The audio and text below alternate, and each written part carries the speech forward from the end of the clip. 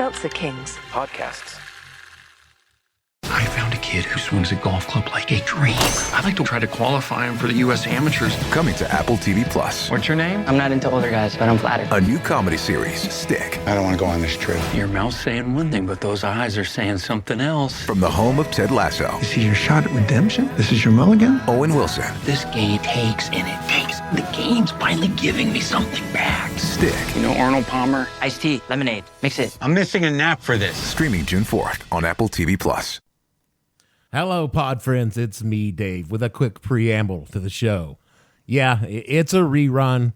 I have to take some time off every so often to let my mind grapes unsqueeze after I've been doing a whole lot of fresh, hot content for you, the pod pals.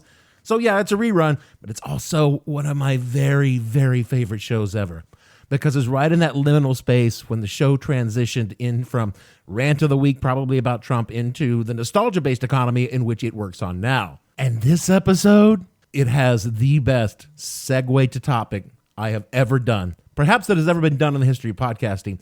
And two, it is a great prelude to episode number 450, which will come next week, that will celebrate unofficially, officially our 9th year doing this dumb show. So take a listen to episode number 291, The Ruror Furor, and enjoy. Really, Gavin? You want to trash talk American TV? I got 2 words for you. Benny Hill. Ass. The following podcast contains Mother trucker, that hurt like a butt cheek on a stick. explicit language.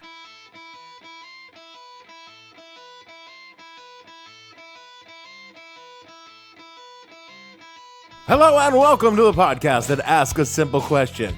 When the best idea you could come up with was canceling the Clampets, what the hell were you thinking?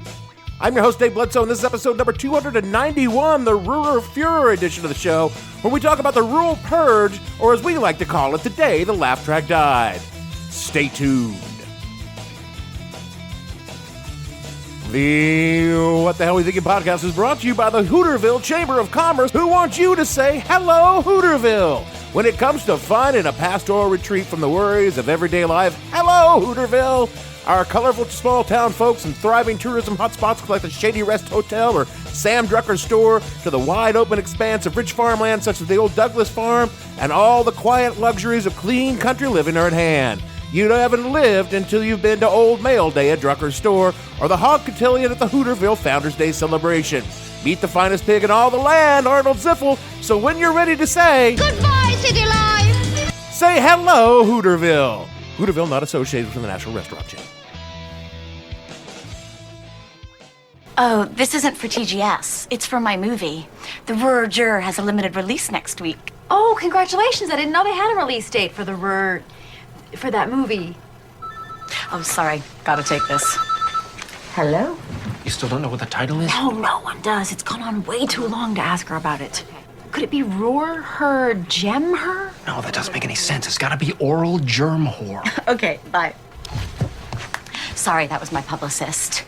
You know, I have to admit, I kind of like that Tracy Jordan is no longer the only movie star on TGS. Maybe I'll finally start getting some respect around here. What's up, flabby butt? You look weird today. Hey, Pete, you want to see a comic book with pregnant zombie nuns? Yes, I do. Cool. And I have a screener of the movie for you. I want you to watch it. Ah, the Rural Juror. That is something. I don't think the youngs today truly understand how much fucking television we Gen Xers consumed during our childhood. This is largely due to us being unparented and left to our own devices for hours and hours at a time, because the Reagan economic revolution made it necessary for our parents to work 2 or 3 jobs at the time to make what their parents made with 1. Thank you, Mr. President.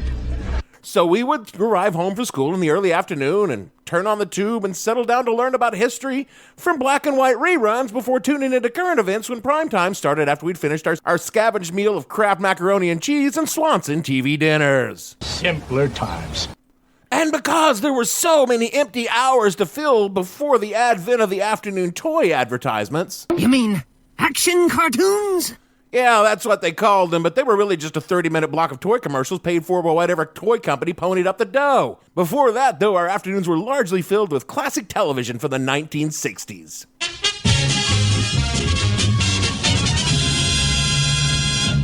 For all, we only had 3 stations, 4 if you were close enough to a big city to have a UHF signal. The 4 hours between school ending and the evening news were a panoply of canceled shows that once upon a time dominated the airwaves. You could start by catching the last few minutes of Andy Griffith, then head straight into Gilligan, then flip over for the Brady Bunch, then catch some hillbillies in Petticoat Junction before zipping over to check out the last few minutes of Bonanza until the network news came on and it was time to eat dinner. After dinner, you went into prime time when you watch MASH or All in the Family or The Jeffersons. And of course, then there was Maude. And then there's Maude. And then there's Maude. And then there's Maude. And then there's Maude. And then there's Maude. And then there's Maude. That uncompromising, enterprising, anything but tranquilizing. Right on, Maude. Or Alice, One Day at a Time. God, we had so much good primetime TV. Oh, sure, we may have more television today, but I will die on the hill of TV being better back in the 70s before the lifestyles of the rich and shitty took over with nighttime soaps and shows starring overly cute and disgustingly precocious children. Unfortunately, for all those great primetime shows of the 70s to live, Arnold Ziffel had to die. Oh, now, Arnold, don't get upset. Remember, I've told you that the world is full of prejudice. Why am I even talking about this? Well, one, I'm a huge Arnold Ziffel stan, and I have been since the OG. And over the past few months, people have noticed that the show has gotten, You got real dark. I mean, what with cult leaders, shipwrecks, chubbly losers shooting ex-Beatles, so I wanted to turn to a lighter topic, and a week ago, one of my favorite podcast hosts, Andrew Walsh of Too Beautiful to Live, tweeted an Atlas Obscura article that references something I'd never heard of before. How to keep your mouth shut. That's hardly going to work for an audio product there, Gavin. No, I'm referring, of course, to the Rural Purge, which sounds like a bad batch of heroin got into the hollers. Dave! Dave, no! But it's actually about CBS television canceling a bunch of television shows. And trust me, it's a lot less boring than it sounds. To understand the Rural Purge, we have to go back to the early history of television. Do we have to? Yes, we really do. The beginnings of TV go back to 1923 when Vladimir K. Zvorkin, working for Westinghouse, filed the first patent for broadcasting moving images and sound over the airwaves. But it was Philo Farnsworth who essentially created what would become the tube television that dominated American living rooms for decades. TV didn't so much take off in the beginning. They were expensive, limited to major cities, and lived in the shadows of network radio. Then was the whole Depression thing, followed by the whole war thing, and TV languished in obscurity until 1946 when the first commercial sets were finally on sale in any kind of broader market. But by 1948, there were 108 TV stations and over 1 million Americans had one in their homes. This is fucking phenomenal growth by any standards. There were 40 million U.S. households in 1948, and 4% of them had a TV within the first 2 years of commercial sales. By 1965, over 90% of U.S. households had a television. By comparison, the year 90% of U.S. households had a home computer in them was 2018. And the first mass-market home computer, the Radio Shack TRS-80, was introduced in 1977, meaning it took 41 years for PCs to have the penetration television reached in 15. By 1955, over 60% of U.S. homes had a television, and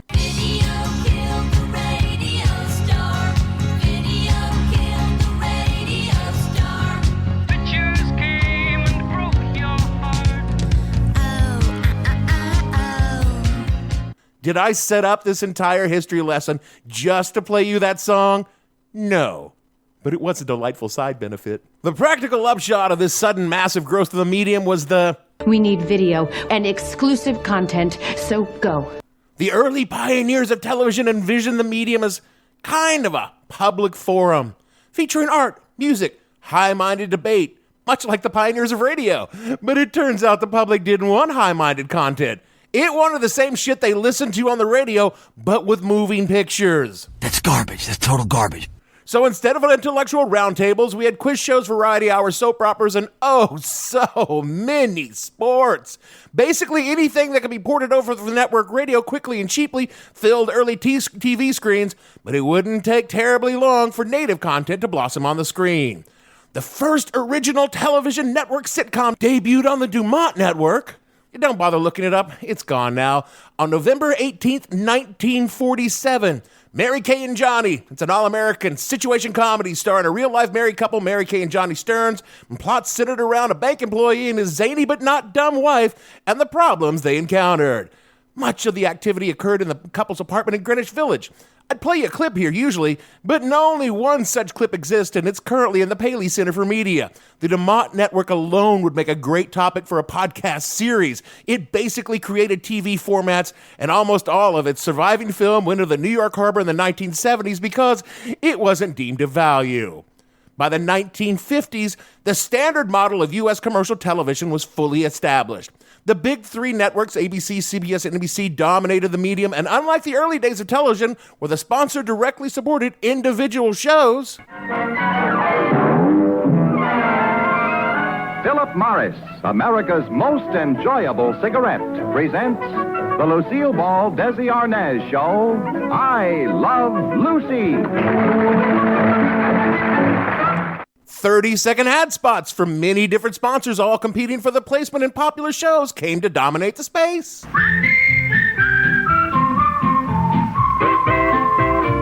Winston tastes good like a cigarette should. Winston tastes good like a cigarette should. The natures of the show changed as well. They shifted towards scripted shows and seasonal series, the same basic format commercial television uses today. Oh.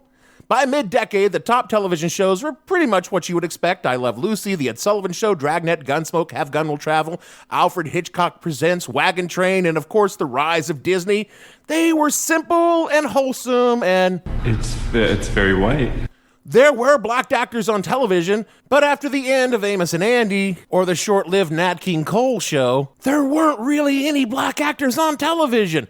This would be the case until 1965, when I Spy debuted Alexander Scotty Scott, played by none other than Bill Cosby. Oh, come on, man.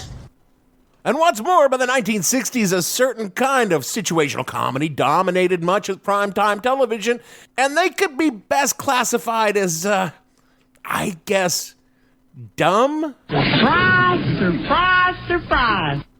Now, I am not now, and I certainly was not at 8 years old, a connoisseur of intellectual arts, but mid-60s sitcoms made Beavis and Butthead look like fucking Mensa candidates. And if you really want to point fingers, it all kind of started with one show.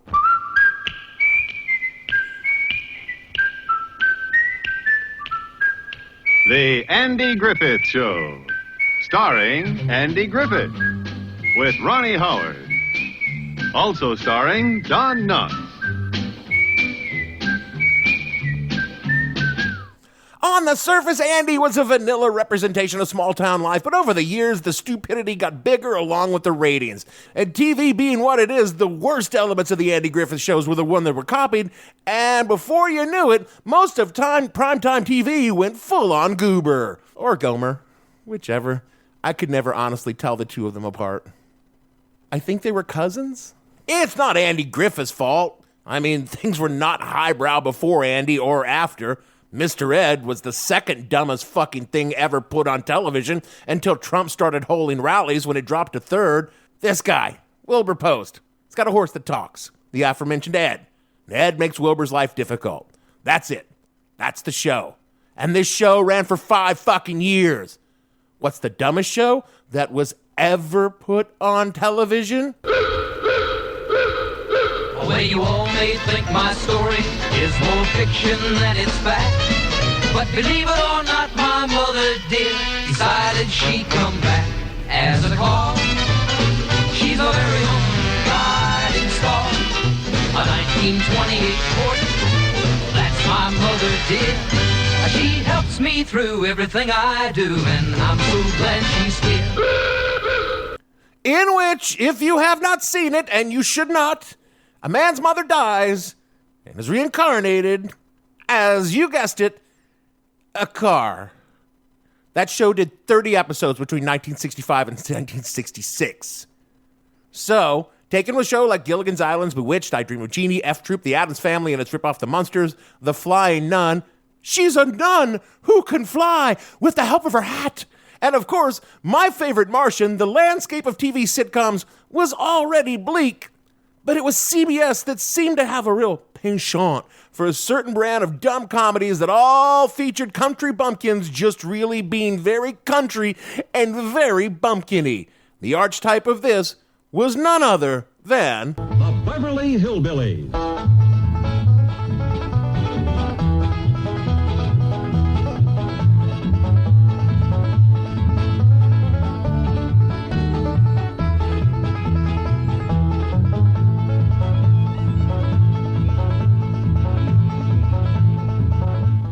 Yeah, good old country folks, the hillbillies, along with Petticoat Junction and Green Acres.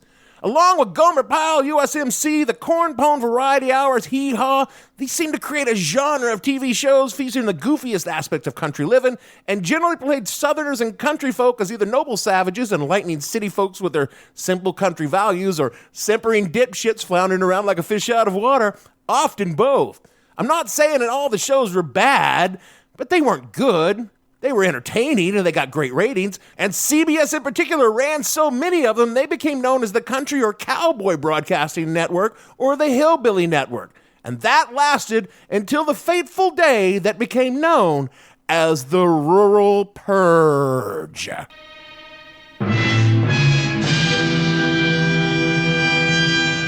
Quoting from Wikipedia, quote, by the late 1960s, many viewers, especially young ones, were rejecting rural-themed shows as irrelevant to modern times. Mayberry's total isolation from contemporary problems was part of its appeal. But more than a decade of media coverage of the civil rights movement had brought about a change in popular image in small southern towns. Gomer Pyle, USMC, was set on a U.S. Marine base between 1964 and 1969, but neither Gomer nor any of his fellow Marines ever mentioned the war in Vietnam. Surprise, surprise, surprise. CBS executives, afraid of losing the lucrative youth demographic, purged their schedule of hit shows that were drawing huge but older skewing audiences, unquote. So in 1970, to quote the actor who played Mr. Haney on Green Acres, Paul Buttram, quote, CBS canceled everything with a tree, even Lassie, unquote. In fact, a lot of the dumb genre got the axe in the Purge. Mayberry RFD, the Beverly Hillbillies, Green Acres, Hee Haw, The Virginian, Gunsmoke, Bonanza, Bewitched, I Dream of Jeannie, Hogan's Heroes, My Three Sons, Family Affair, The Lawrence Welk Show, and Petticoat Junction. There were also icons of the networks, The Ed Sullivan Show, The Andy Williams Show, the long-running Ed Skelton Show, which was the number 7 rated show the year it was canceled. And of course, the one that really hurt a lot of young kids in its day. Mutual of Omaha's Wild Kingdom is presented by Mutual of Omaha, the company that pays. Poor Jim.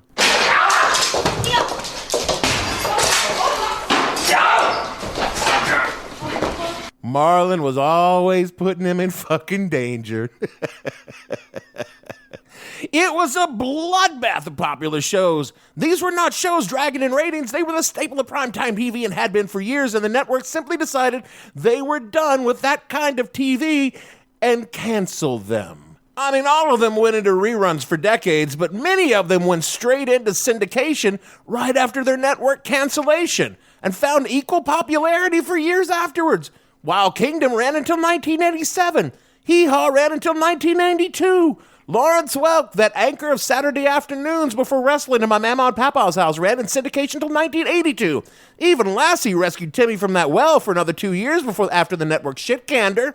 And it wasn't just ratings or demographics. There were other things going on.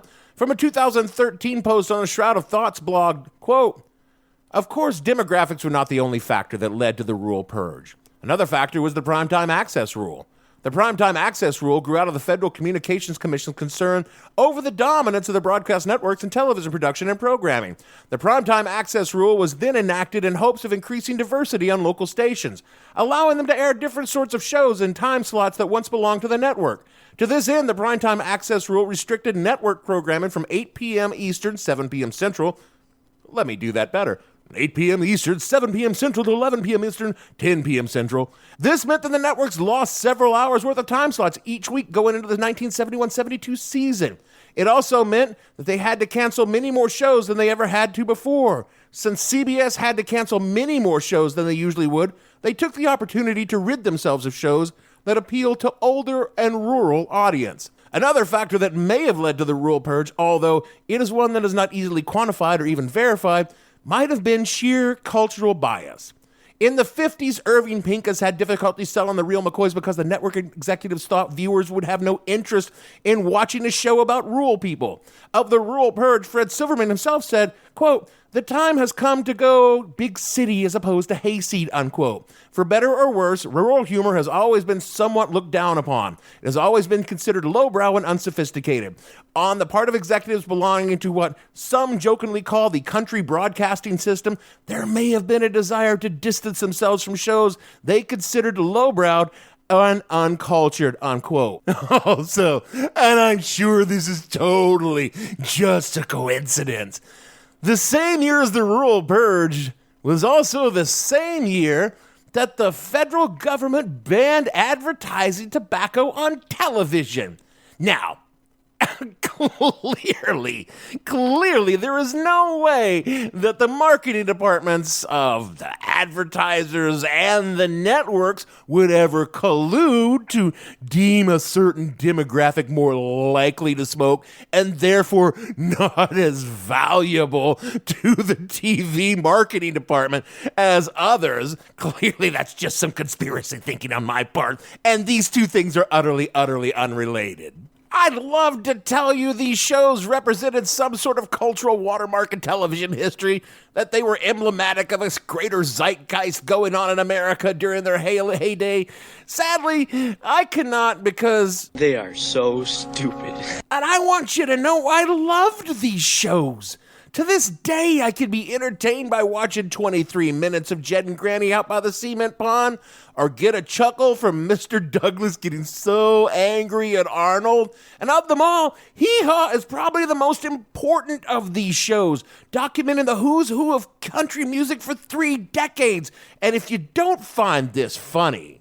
Now we got along, my life was real sunny, but only one thing would ruin our fun.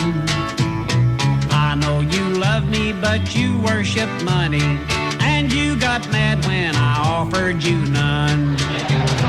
Well, where are you tonight? Why did you leave me here all alone? I searched the world over and thought I'd found true love. You met another and you was gone. Man, if you don't think that's funny, I don't even know what you were doing here listening to me. But all in all, these shows represented the vast myopic wasteland of television from the end of the first golden age through the end of the 1960s. Painfully white, thoroughly lowbrow, and desperately cliched. The rural purge was a mercy killing that put a lot of shows out of our collective misery, or rather, moved them from the center stage of our collective misery to the afternoon schedule for a generation of latchkey kids.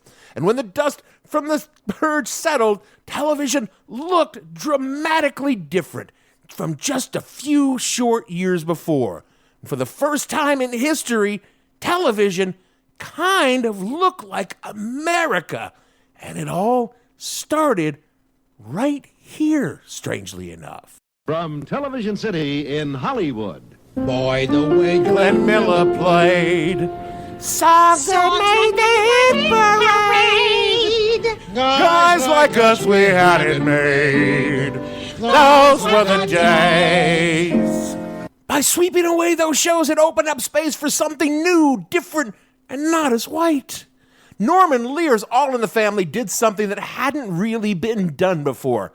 It turned the camera back on America and showed the audience people they recognized, warts and all. Archie Bunker was a bigoted asshole, and Carol O'Connor was a kind, loving, and progressive man, and he was horrified to discover how many Americans thought Archie was spot on with his opinions. But you know what he did? He learned to use that role to say and do a lot of things that shine a light on race and gender relations in this country. From Wikipedia, quote, The show broke ground in its depiction of issues previously considered unsuitable for a U.S. network television comedy, such as racism, anti-Semitism, infidelity, homosexuality, women's liberation, rape, religion, miscarriages, abortion, breast cancer, and the Vietnam War, menopause, and impotence, unquote.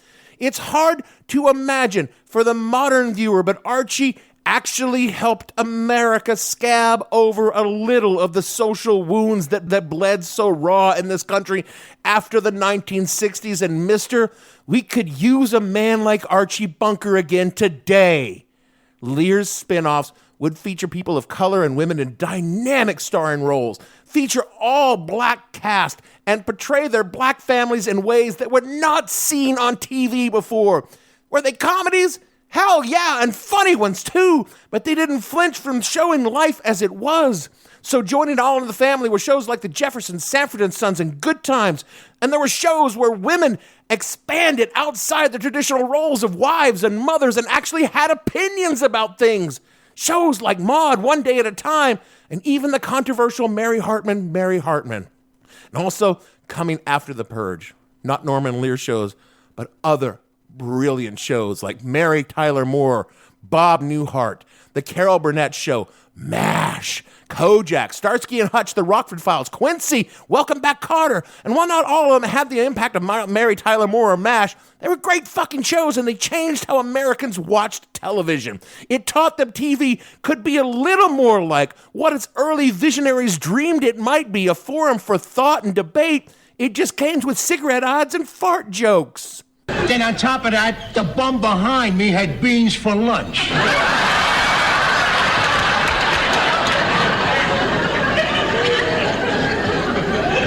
did you know that?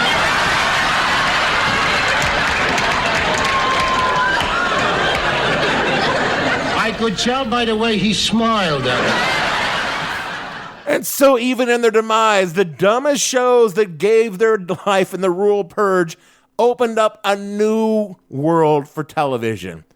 I'm just sad it only lasted a few years before Hillbilly Comedy came back, and we were right back where we started. Just a good old boy. Wouldn't change if they could. Fighting the system like a new modern-day Robin Hood. Yee-haw! Except this time it had Catherine Bach in tiny little shorts. So you know what? I'm okay with it. Whatever the occasion, effortless elegance is right this way. Because Hilton brings you new ways to stay courtesy of the Nomad London.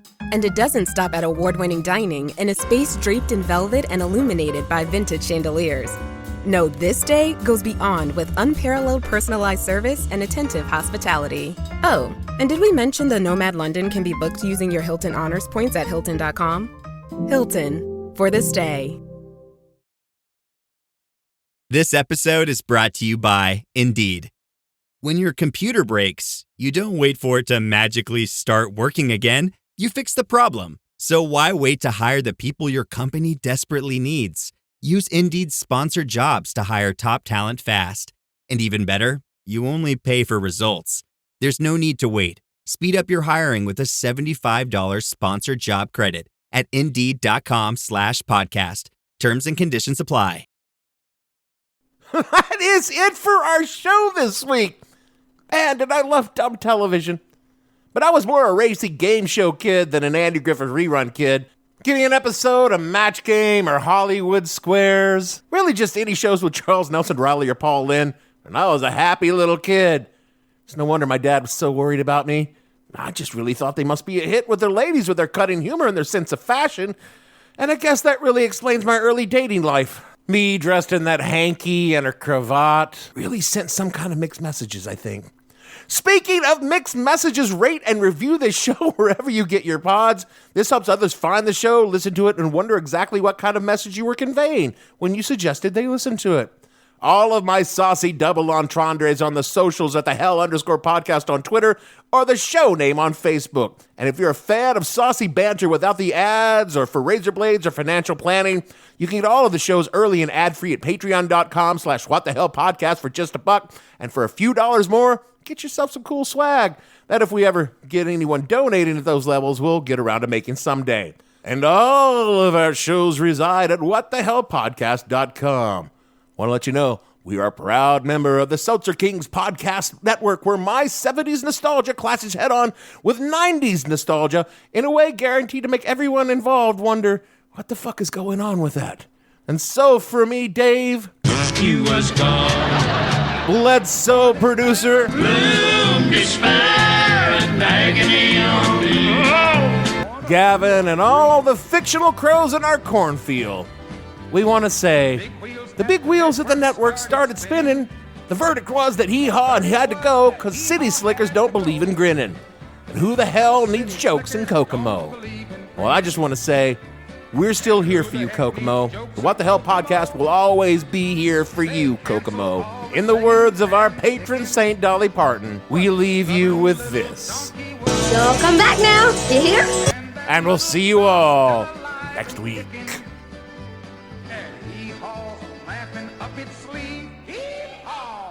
What the Hell Were You Thinking stars Dave Bledsoe and features Gavin St. James and several fictional minions. The show is produced by Kimberly Steele and a part of the Seltzer Kings podcast network. You can find more information on the show on their website, whatthehellpodcast.com, or on Twitter at @thehell_podcast, or on Facebook as What the Hell Podcast. Thanks for listening. I have no ending for this, so I take a small bow.